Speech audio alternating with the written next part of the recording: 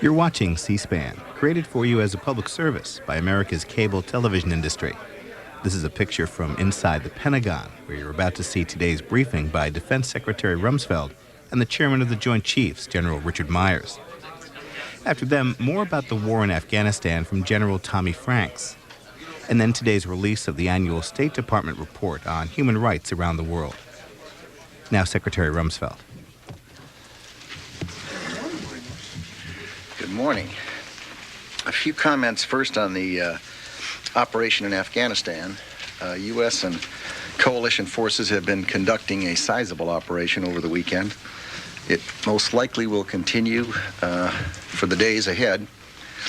General Franks will provide details on the operation in a press briefing this afternoon from Tampa, which I believe is going to be fed in, yes, sir, in here. We need to all remind ourselves that thousands of Americans and other nationals were killed on September 11th. When we began the attack in Afghanistan on October 7th, we made clear that our goals included removing the Taliban government and ending Afghanistan as a haven for terrorists. And we've made very good progress on both. But as I've said repeatedly, the task is far from over. Not all Taliban and al-Qaida forces have been defeated. Substantial pockets of resistance remain. They're determined. They're dangerous. They will not give up without a fight. They are hiding in the villages and in the mountains and just across the borders in a number of directions from Afghanistan. And they're waiting for their opportunities. We have said that repeatedly. Their goal is the opposite of ours. Their goal is to reconstitute, to try to throw out the new interim government of Afghanistan, to kill coalition forces, and to try to regain the ability to use Afghanistan as a base for terrorist operations and as a byproduct repress the Afghan people. And we intend to prevent them from doing that. The pocket of al-Qaida at Shahi Kot area where this operation is taking place, south of Gardez, appears to have several number of pockets of enemy forces in reasonably large numbers. They're obviously well organized, they're dug in, they're well armed, and they're fighting fiercely. We knew they would resist strongly and anticipated a fierce fight. That is exactly what's taking place. Together with a number of coalition countries that include Australia and Canada and Denmark and France and Germany, Norway, some others, U.S. and Afghan forces are heavily engaged. I deeply regret that a number of U.S. servicemen and several Afghan fighters assisting us have been killed in action. At last count, there were 9 Americans. That includes those that were involved in the helicopter crash, and there have been several Afghans as well. There have been a number of wounded, U.S. and Afghan, although close to half of those are already back in the battle, and of the remainder, relatively few have life-threatening wounds. All of the individuals who were killed and wounded have been fully evacuated from the area and are en route to appropriate locations to receive medical attention. We also mourn the loss of a U.S. Navy pilot who was killed after ejecting from his aircraft in the Mediterranean Sea. His battle group is en route to Northern Arabian Sea for service in Operation Enduring Freedom. We're deeply saddened by the loss of all these brave men, and I extend my profound sympathies to their families. The enemy forces have sustained much larger numbers of killed and wounded, and there will be many more. We intend to continue the operation until those al-Qaida and Taliban who remain are either surrendered or are killed. The choice is theirs. We have ground forces in position to check any large-scale effort to escape, and we will continue to add pressure until they have been taken care of. As I said, General Franks will have the current details on the operation at his briefing in the afternoon.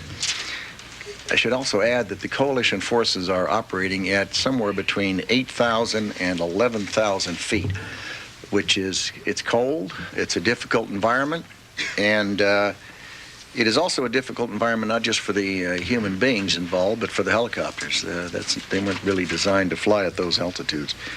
But coalition forces are well trained, they're professional, and they're doing an excellent job. As intense as the activity in Afghanistan is today, and this will not be the last such operation in Afghanistan, it's important to remember that we've been very clear that this is a global effort against terrorism.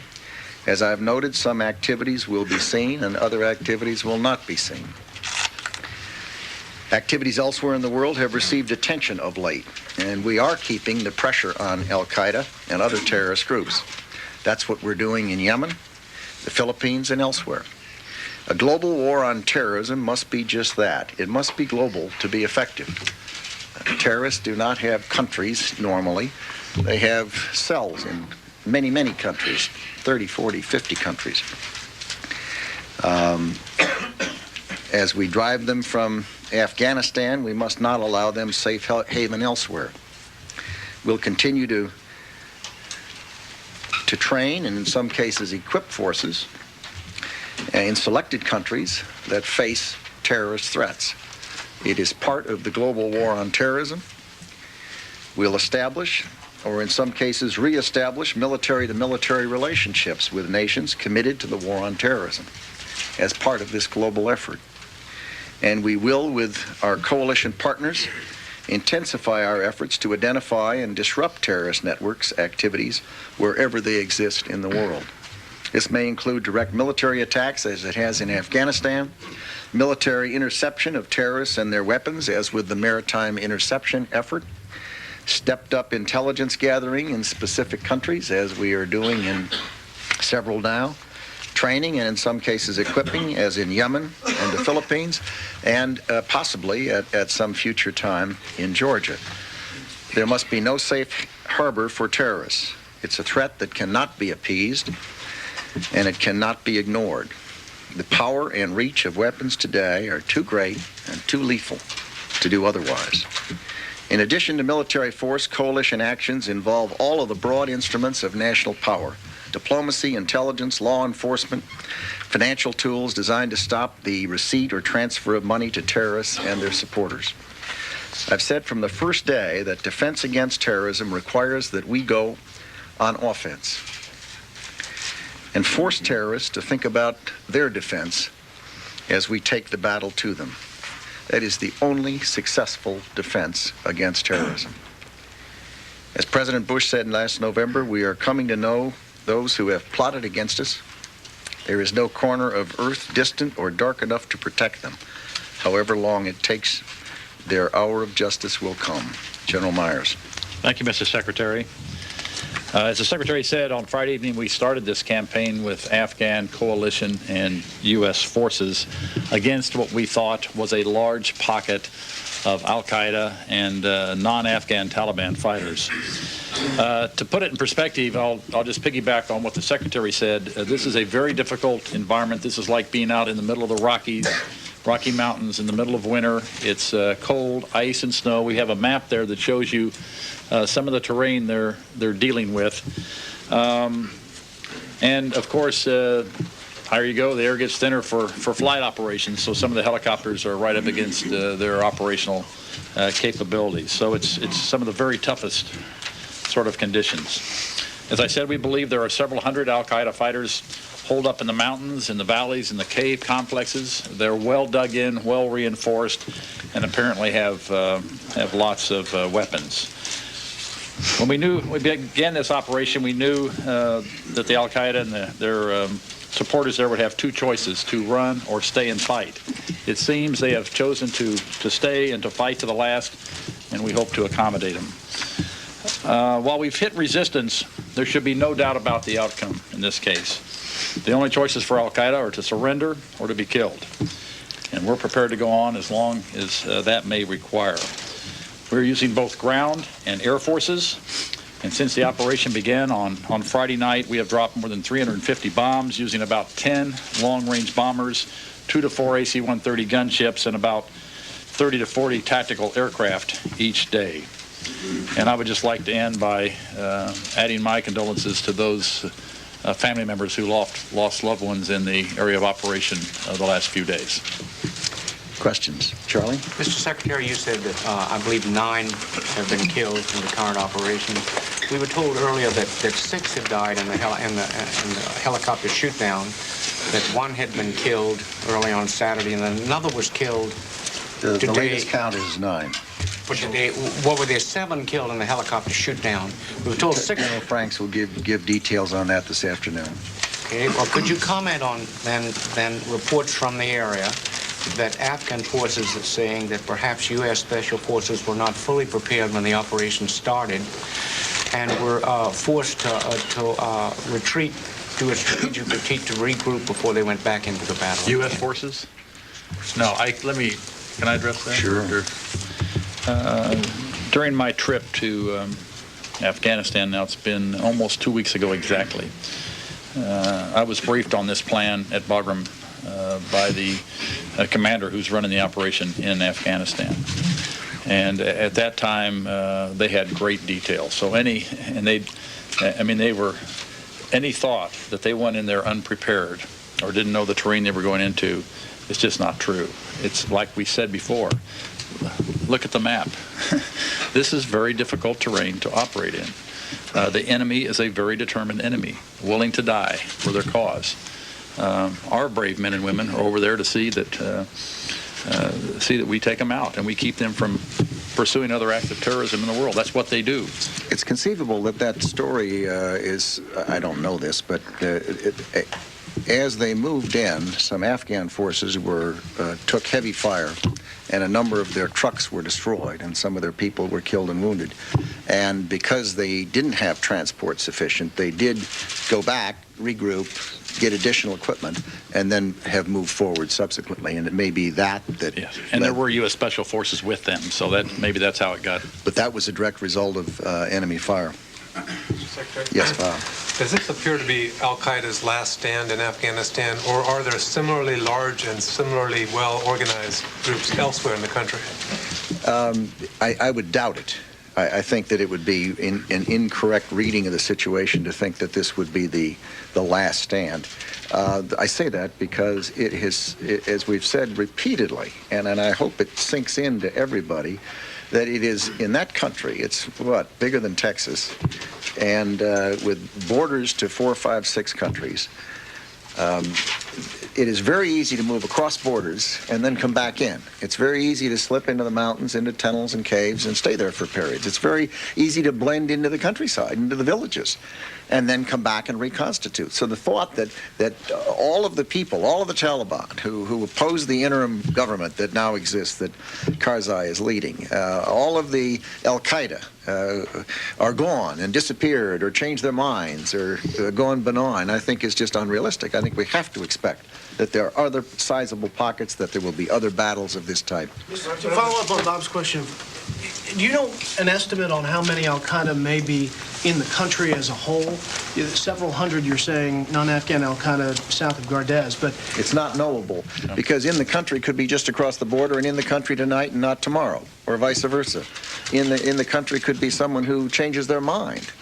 The stronger the interim government gets, the more effective the security situation in the country gets, the less likely that there will be substantial operations like this. But that's some distance off. Have you seen any intelligence that indicates al-Qaeda is operating or planning things in Herat, Kandahar, Khost, other specific places? We don't get into intelligence gathering. Yes? Sir, what do you think the al-Qaeda strategy is at this point in time? Is it to seek refuges in inhospitable regions, lie low, try to escape detection by the United States? Or do they have a more active offensive strategy to work against the Karzai government and the American forces there? I think both. I think it's opportunistic. I think to the extent they feel they can do the latter, they'll do that. And to the extent they can't, they'll wait for the time being. General Myers, Yes. can you address that? Well, I would just add on. The Secretary is absolutely right. I think it's both of those, and we have indications that the folks that are under attack now, we're planning to do exactly. We also know that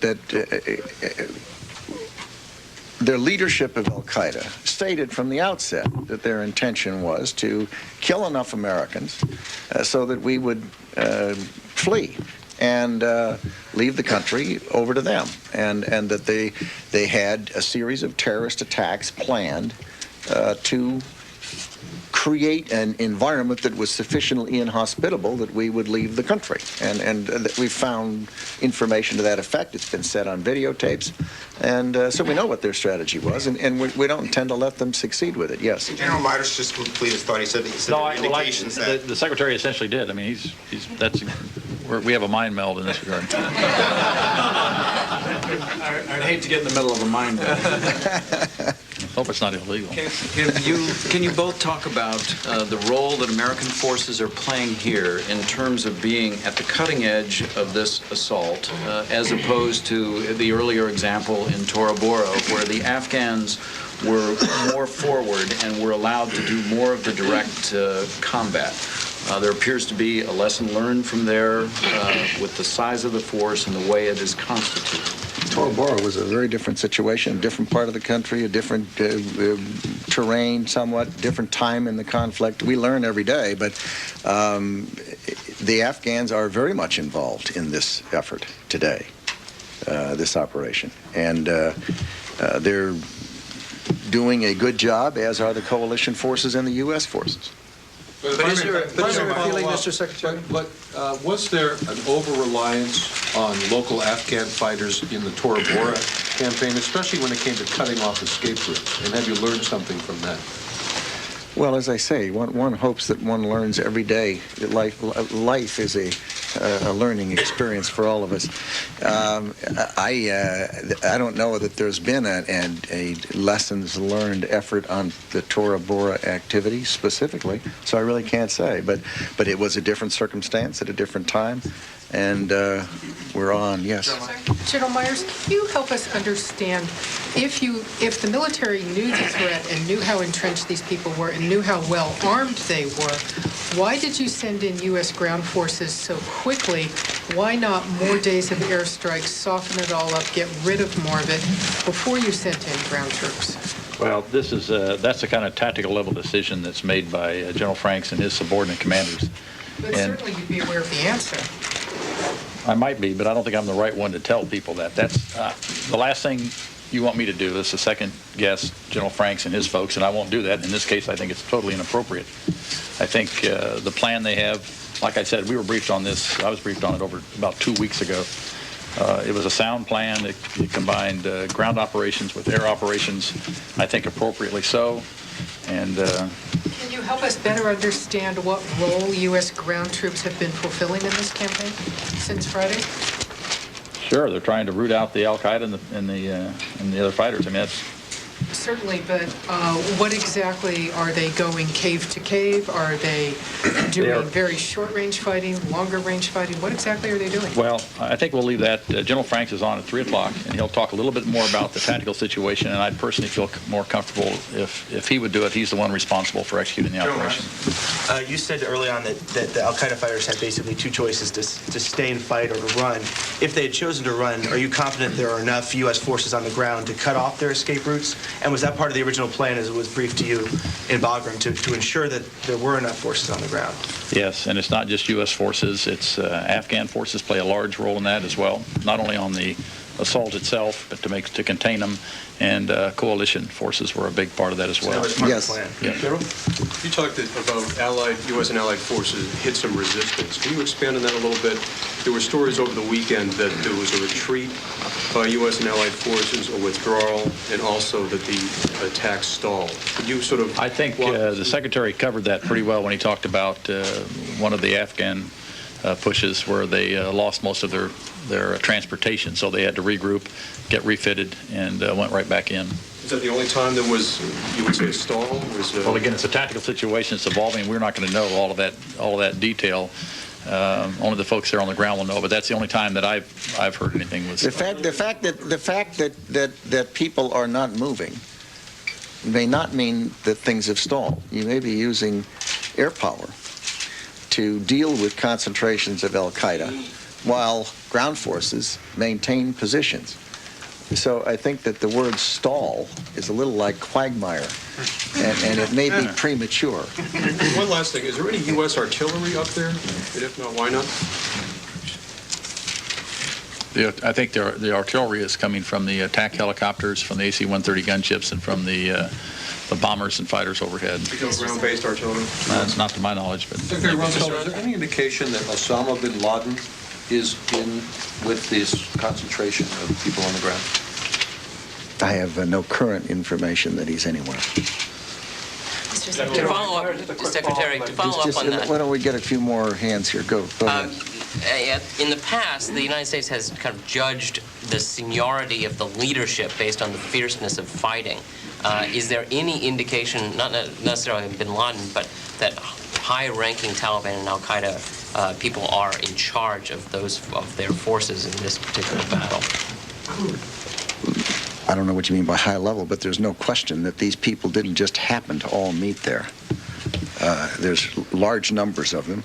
They're very well armed, they're very well equipped, and they're not milling around. They're engaged in a very fierce battle. So there's clearly leadership involved. Mr. Secretary, yes. May I follow up on Bob's earlier question that you say this is not, it would be wrong to say this would be the last operation in Afghanistan. Could you just explain to the American people, do you anticipate other similar operations in other areas that would also involve large numbers of ground troops, just in general? You can be certain that as we find additional al-Qaida and Taliban forces on the ground, large or small pockets, that we will go after. Involving large numbers of U.S. ground troops? Whatever it takes. Your spokeswoman said this morning... Could we maybe get a... U.S. troops were involved. Are you calling in reinforcements? There are reports that you're calling in reinforcements. Why don't we try to get a few more hands from people who have not asked questions yet, just in... How about right here? In fairness. But in answer to your question, obviously, the longer things go on, the more you might replace some of the forces that are currently engaged and give them a rest. But to the extent additional capabilities are needed, you can be sure additional capabilities will be provided. But we're not going to get into speculating about what might or might not be done in the day 1, 2, 3, 4, 5 days ahead, other than I am sure it will be a well-run and successful operation that will have an ending. Mr. Secretary. Other than a stalling, whoever. Yes. Okay. This area of Paktia province has long been considered an al-Qaeda stronghold. True. Several weeks ago, U.S. forces seemed surprised when they found large caches of weapon and residual al-Qaeda at Zawakili. And now, 5 months into the war... I don't think they were surprised. Well, we know there's caches of weapons all over that country. We've said it. It's one of the most heavily armed nations on the face of the earth. And it took 5 months into the war to go after these al-Qaeda here in around Gardez with ground troops. Was there just a lack of intelligence, insufficient forces to go after these people? Why, 5 months into the war, is the U.S. military now confronting this large contingent of al-Qaeda, when that area has long been considered al-Qaeda? Well, I suppose, Dick, I suppose that's a good question for Tom, but it's a tactical question. What he deals with is the entire country. And he goes about it in a way that is rational from the standpoint of a combatant commander. And you don't go everywhere at once. You tend to work in places where you have the most support, the most information. And that obviously was the case. You tend to go in places where you can use the capabilities that you've managed to arrange and array, and that's generally been the case. I don't find it unusual at all. I would only add that there's a pretty good likelihood that these al-Qaeda fighters and the others in there were fighting with the Taliban forces early on in this conflict, up north, other places in the country, Kandahar region. And as the Taliban were driven out of power and destroyed, that they started to get together in a place where they could have enough mass to be effective. And we've been following that, allowing it to develop until we thought it was proper time to strike. So I think that's probably Way in the back. Way in the back. To what extent are German soldiers involved in combat action? I'm going to have German and every other country characterize their roles themselves. There are some sensitivities, and I would prefer to let coalition forces characterize what they're doing. Was it the first time they joined U.S. forces in combat? You must not have heard me. Secretary, do you have any indication Yes. that the helicopter was brought down by a Stinger missile, the U.S. helicopter that went down? Do you have any indications of whether it was a Stinger? We have no indication that it was a manned-portable surface-to-air missile at all. We have an indication that one of them was hit by a rocket-propelled grenade. That's correct. And I don't recall being told on the other, except that it may have been a hard landing. I think it was machine gun fire or small AAA type fire is what first reports were, but first reports again could be inaccurate. That's important to remember, that what we're dealing with here is an ongoing operation, and the facts change every 2 or 3 hours. The reports change. The facts stay the same. But the facts are only revealed over time. And so one ought not to be surprised that they see a number one time and then the number is somewhat different later. And we ought all expect that and have a certain degree of tolerance for it. Yes. Could the general go into an explanation of what happened with the helicopter, how many people were injured, whether there was a firefight on the ground, whatever you know. I'm going to leave that for General Franks at 3 o'clock. He can get into that as much as he wants to. Yes. This was the first use of this thermobaric bomb we learned about in December. This kind of a silver bullet kind of weapon. Was this aimed at a large concentration of potential al-Qaeda leaders in a cave where you wanted to incinerate them all in one fell swoop? It was aimed at a cave complex that we thought was tactically significant. Now, but I have no indications they thought, and it was just, we knew it was an active cave. That's all we know. And it tends to be more pressure than the pressure effect as opposed to an incineration. Yeah. Explain in layman's language, of pressure meaning blows them Blast up? effect. Overpressure. Overpressure. And you think it was active in terms of people or gunfire? Right. Yeah, the reconnaissance said this was an active cave. We'd like to take it out. Yes. A strategy question for either of you. You said you've been observing them coalescing for some time in this place. Was it an active strategy to let them coalesce and strike them as a large body rather than to strike them in small pieces? Because a lot of us have questioned, if you're seeing these people, why aren't you doing something before? Was it an active strategy to do nothing, let them gather? I would ask General Franks that this afternoon, but I mean, the reality is, as you see small pockets of activity and you're in an area that has been reasonably hospitable to both the Taliban and the al-Qaeda, you then begin to plan an operation, and you have a choice. You can go after and pick off one person individually and ask him, would he please surrender, or you can plan a major operation knowing that it's an area that has been hospitable to those folks, and then do what we're doing. It seems to me that the latter is preferable. Mr. Secretary, if I could, Derek, I take you to another part of the world for a change. You bet. It's been 6 months since you had a sink in Southcom, and there's some reports that some of the Latin American countries are beginning to feel that they're being left out during the war on terror, and that they're afraid that you're going to downgrade that position. Do you intend to nominate recommend a new sink for Southcom? The answer is yes. Will it be a 4-star? The answer is yes. Soon? Yes. Mr. Secretary. Is it tied in with the NORTHCOM commander? We've got a lot of pieces on the board that we're moving, and we have a number that are coming up during this year. We have one that's vacant. We have a number that are coming up this year. We have a number that are coming up early next year, and this being a year when the Congress may very well not be in session late this year, it means we have to look at some 6 or 8 or more key spots, and we're looking at them together.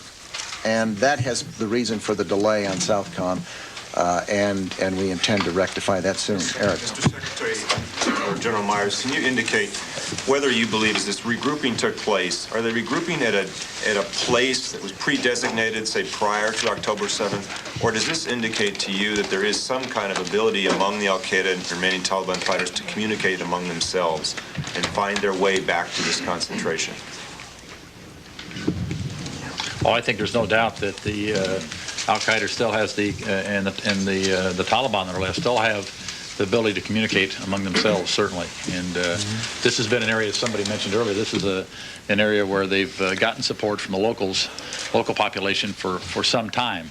And so it's not surprising of the area they picked. The fact that they would be concentrated in a relatively small portion of that area was what was interesting, I think. So how threatening is that capability then, as you look in terms of their operations and the threats they pose? Well, I think it's like we've said before, the al-Qaida organization still has capabilities, and all the work that's going on, not just the military work, but the law enforcement work, the arrest, disrupting their financial streams and so forth, all a piece of this, and it's going on around the world, and a lot of that we don't see, we don't talk about, but it's just as important as this military operation. Mr. Secretary, you alluded to this in an earlier question about ever-changing information in an ongoing operation like this, for example. But what do you say to the argument that the American public has been denied an objective or unfiltered account of the war on terrorism because of Pentagon policies that tend to restrict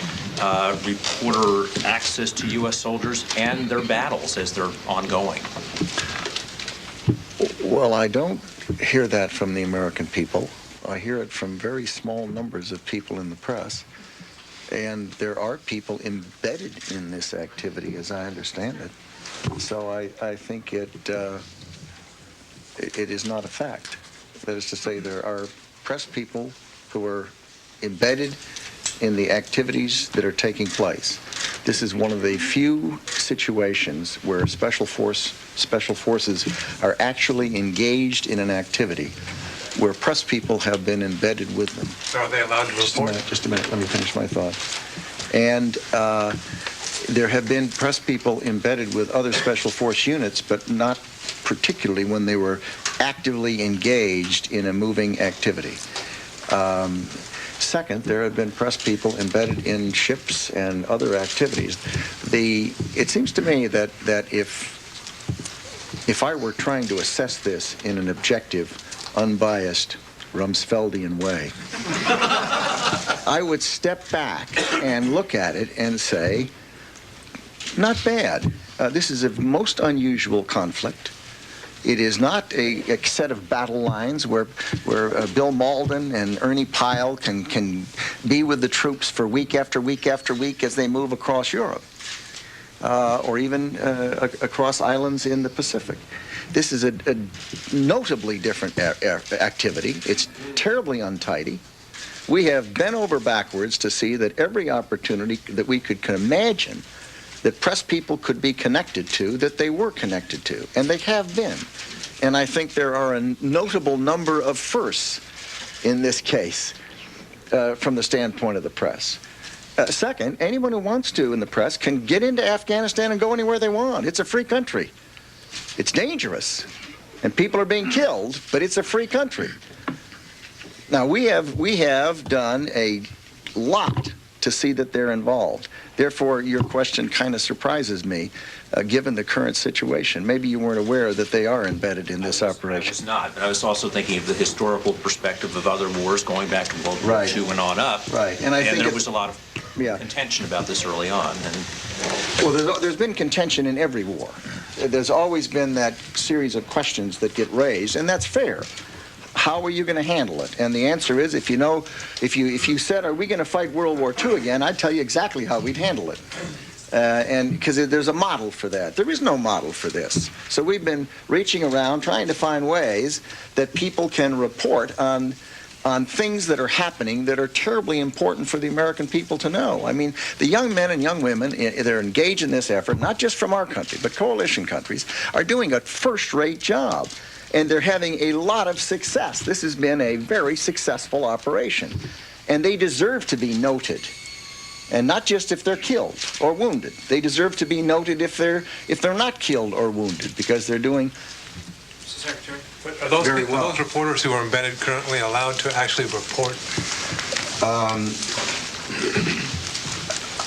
I would have to get briefed on precisely what their instructions and guidance was. But I believe I am correct when I say what I said, that there are special forces units, Americans, embedded in Afghan forces. There are special forces units not embedded in Afghan activities. There are American soldiers, infantrymen, engaged in this, and there are coalition forces engaged in this. And in one or more of those activities, there are press people who have been with them since the outset. I think even during the pre-conflict portion, when we had people for days located all around doing reconnaissance and watching. And I think that Tory undoubtedly was involved, and Craig Quigley, in what their instructions were, and I'm sure she or he would be happy to answer that question. That's an important point, isn't it? If they're there, the question whether they're allowed to report would make a big difference. What time frame? Of course, there's obviously, and I'm sure someone won't like it. But whatever they may be, the guidance, I'm sure there'll be somebody who won't like it. But the fact remains they're in there, and they will be allowed to report. In what time frame and with what protection for the people's names or faces who are engaged in this, who are in units where their names and faces don't get reported. I can assure you of this. Anyone who's in there accepted the ground rules when they went in. And they decided of their own free will that they would rather do that than not, which seems to me to be not bad, pretty fair. Mr. Secretary. Why don't we make two questions? Great. That's one, and there's one. Both of you mentioned early on that the helicopters in this mission are being pushed to the limits of their capabilities, operating at 8,000 to 11,000 feet. Can you elaborate on that a little bit, and also does that make them more vulnerable to the types of RPG attacks and small arms attacks that they came under? Anytime they're low, they're vulnerable. Low to the ground. What was it about, how are they being pushed to their capabilities at that altitude? I don't know that. Well, it's the load you can carry at what altitude, so maybe they couldn't carry as big a load as they wanted or as much fuel as they wanted, and that would restrict them somewhat. And then, and just as you operate higher with helicopters, the control effectiveness starts to diminish a little bit. So they're just against their operating envelope. So does that, what I'm saying is, does that make them more vulnerable then to the attacks that they came under? I think the Secretary's point, once they're low to the ground, where there's enemy, that they're vulnerable by virtue of that. I don't know if there's any direct correlation with that. There may be. The RPG hit the one that went down with 6 casualties, or the? No. In fact, it hit. No, that was machine gun fire or some kind of fire that took. We think. Now again, the first reports. Yeah. So the RPG hit the second one that had the hard landing. No, hit the first one. Hit the first one, bounced off. They recovered. Apparently, did not explode. It was the first report that the RPG hit it, but may not have exploded, and a person may have been knocked out. What's important to note? Out of the helicopter. What's about? We've been talking a lot about helicopters, and you can ask General Franks at 3 o'clock. But as I count them up, we've had one that's been disabled. It's one on the ground. It's intact, and whether they can repair it or not, I have no idea. The rest of them have all been flyable, and some have been repaired and put back into the actions. And the one that was hit by an RPG was flyable and was moved out. Casualties were mostly machine gun. There were casualties in both cases. But the multiple casualties, the multiple Why don't you deaths. save it for Tom Franks? Really, why don't you just trust us? 3 o'clock this afternoon, he'll be on, right? He'll have an update. Bright-eyed and bushy-tailed and ready to go. And here's the second question. I just wanted you to comment on reports that the al-Qaida and Taliban fighters have family members with them. The reports. Who reported? There are reports of villagers in that region who had, in places that had previously hosted these people, are reporting that they did retreat up into this mountain stronghold with family members. We Could have you comment assumed, on that? we have assumed that where you find large numbers of al-Qaida and Taliban, that there may very well be non-combatants with them who are family members or supporters of some kind, who are there of their own free will, knowing who they're with and who they're supporting and who they're encouraging and who they're assisting. Can I ask a point of clarification for the General? Earlier you said there were non-Afghan Taliban in this fighting force. Are these Uzbeks, or who are these people? Ask Tommy Franks. We think there are. You mean the enemy or our side? Enemy, yeah. You think you said they were non-Afghan Taliban. Well, we think there's some IMU embedded in there, but that I'm just going to leave it at that. Ask Tommy. And Mr. Secretary, you said earlier that we're now training and equipment troops in the Philippines and Yemen. Did you mean to say that that training and equipment of Yemeni forces has already begun? No. Okay. We have indicated to the Yemeni government that we would assist with intelligence gathering and some training. Actually, when it starts, I'm not sure, but we have not gotten quite to that point with Georgia, despite all the stories. There was an assessment team in Georgia. It has made a report back. General Myers is awaiting that report, and then will come to me with it, and we'll have a discussion about it within the government and make a judgment as to what we might be end up doing. But Georgia, of course, is a country that's in the Partnership for Peace in NATO, a country that we have provided some modest assistance to already, as I recall, helicopters. And I think there is one American there now who is assisting with helicopter parts or something, a military person. But that also has not started. The Philippine assistance has obviously started. Thank you very much.